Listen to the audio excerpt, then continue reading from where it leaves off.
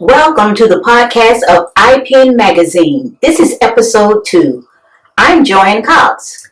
Hi, I'm Nanette Buchanan, and again, I'd like to thank lovely Joann Cox for being here. Thank you so much for being a part of this. And today, we're going to talk about a little bit more about what did we do in this time of this crisis, this happy time, because they're saying we can do happy social distancing. Yes. So, I don't know. I've always been a hugger. I love to say hello to people that I know and give them that welcome hug. So, happy social distancing. What do we do? Well, it's a great opportunity for us to use our imagination. Okay. With social distancing, now without the hug, without the touching, we've now got to use facial expressions. Mm-hmm. We've got to come up with something that can't be misleading. Mm-hmm. We're going to have to reach out and touch people. And there was a commercial back in the day that said, reach out and touch someone. Right. But in this pandemic, what about letter writing? Letter writing. That's a great idea. Yeah. Through emails, through text. It's so many ways that we can communicate. Yes. And keeping in touch with those that we don't know whether or not they're okay. Because in this time, today one can be okay, and tomorrow one could be in the hospital. So we do need to keep in touch. We do. It's not so much just keeping in touch with your elderly either. It's more keep in touch with everybody because this thing is spreading all ages, all nationalities, all communities. So a friend that you may talk to every now and then, you need to get in touch with them. Yeah. So yes, dropping a card, sending a card, email, the telephone, texting, even social media, some kind of way, we need to stay in touch with people. Yes, and I think our teens can teach us something about this because they're so much into the media system. We've got boyfriend and girlfriends that are not in school now. And so they're really having this thing as in, I want to be with Tommy, I want to be with Joyce. How are they communicating? Well, now it's through music. They're coming up with things to actually act like they're at the beach and pretending to be surfing. I think all of that artistic view is coming out that we didn't even have the ability of, we didn't think we had the ability, but it's coming out very strong that we can be artistic. Well, not only that, the thing about it is now they're using their imagination. Yes. Now they're using some of the creativity that they have for their imagination. And you're right. I've seen some of those TikTok videos where they're the dance challenges and they're doing this and they're doing that. And some of it is so creative. And they're getting everybody involved. Yes. You know, from the baby, the toddlers, all the way up to grandpa. You know, grandma. Everybody's getting involved in it. So I believe that too. That it does create another whole world of communication. Also, thumbs up, waving the hand. Don't forget we have just regular, everyday gestures. Because some people have gotten to the point where they put the mask on and they cover who they are.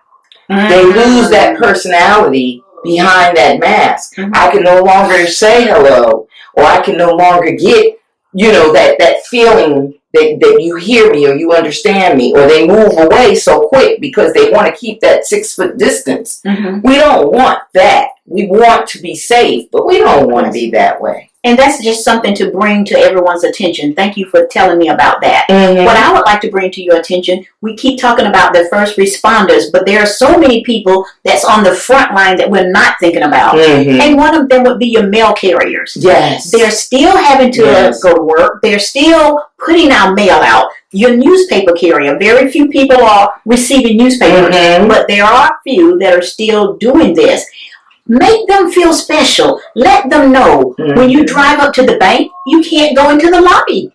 Right. When that teller is there working 3 times as hard. Let that person know that you appreciate them and that you are on their side and that you are there and that you think highly of them, and understand that there are more stresses than us as individuals that are staying home. Exactly. And not only that, the thing about it is we have to understand as first responders, those that are on the line, the nurses, the doctors, the like you said, the firefighters, the EMTs, all of these people, they have worked around dangerous circumstances before. Yes. They know what a danger is. But this is beyond that. Yes. This is really beyond that. When I go into that fire, I may not expect to get burned. I have all my equipment. I know all of the things I'm supposed to do. So I'm not really looking so much to get burned. Or when I go to give that patient an IV, or I go to give that patient medication, I'm not looking to catch so much what they have or what they may have. But in this pandemic, yes, their lives are actually on the line. True. Even like you said, the mail carrier, they were saying at some point they didn't know whether or not it's carried through the packages that you get. The cashier at the cash register, when did we ever think that they needed to be protected? Yes. But you're talking a whole different thing. So that safety net has caused us to forget that we still could talk. Yes. We still could say have a great day. Communication. We still could say thank you. We still could let them know that we appreciate what they're doing for us in this time. So they do need to know that we thank all of the first responders, the cashiers, the drivers that drive the food to your home. They're even special now. Yeah. The ones that do the deliveries, the deliveries that we get at the takeout. Because we no longer can eat in the dining area. There's still people that are cooking this food. There's still people that are coming out to make sure that we can keep things together as much as possible. So I really, really, really think that that's important. That was a good point, too, to bring up those first responders, because just a simple thanks goes a long way. Just to say thank you. Just to say thank you. Yes. I would like to make a few suggestions, especially for our young ones that are preschoolers. You don't have to be a teacher to read a story. Exactly. So get on Facebook and read a story to the young ones and let them know that you're there. They love the visuals. Have your book available for them. From the preschoolers all the way up to the people that are in the nursing homes, they want to be entertained. In the nursing home, people were coming in playing the piano. So get on your piano and make a video. Yes, yes. Do this. Yes. When we have people that are being released with this social distancing, they're coming home. Let's make a big deal out of it. Let's have a parade. Let's have a marching band. We can all accept them in the neighborhood and out of the neighborhood. For the people that are working in these high-risk areas, let us, again, do something special in this time of social distancing. And just like the kids that have done these TikTok videos, we also have the churches. The churches having service. The churches having drive-in services. Some of the churches are having church online. I know my church does church online. So you're able to tune in. And this is not the time to say, oh, well, we never did that before. This is not the time to criticize how it's being done. Your faith is your faith. And it doesn't take that building for you to have that faith. So we can worship at any time. You can get on a prayer line. Yes. You can do Bible study online. You can do all of these things in an atmosphere that's good for everyone because of the distancing. Yes. But you're still getting what you need. Yes.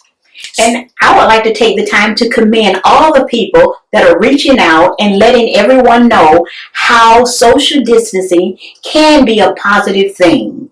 So at this time, I would like to thank everyone for attending. Invite a friend. Follow us on iPen Magazine podcast.